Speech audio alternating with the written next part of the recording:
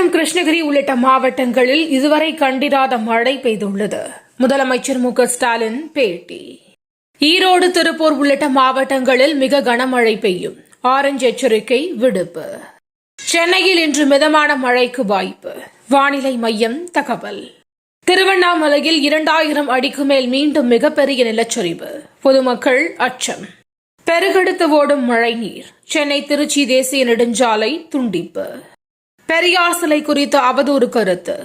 ராஜா குற்றவாளி என தீர்ப்பு. 6 மாத சிறை தண்டனையை எதிர்த்து மேல்முறையீடு செய்ய உள்ளேன். சென்னையில் ராஜா பேட்டி. புயல் பாதிப்பு.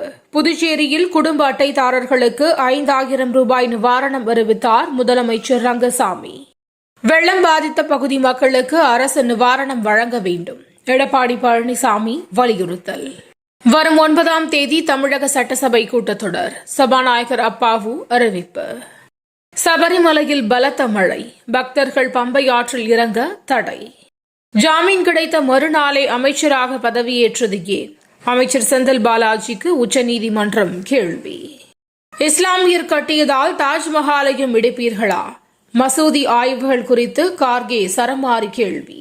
இலங்கையில் கனமழை. பலி எண்ணிக்கை 20ஆக உயர்வு. பும்ரா வரலாற்றின் மகத்தான பவுலர்களில் ஒருவராக வருவார். டிராவிஸ் ஹெட் புகழாரம். தினம் தினம் நடக்கும் முக்கிய நிகழ்வுகளை சுருக்கமாகவும் தெளிவாகவும் தலைப்புச் செய்திகள் வழியே அறிந்து கொள்ள QLN நியூஸ் சேனலை சப்ஸ்கிரைப் செய்யவும்.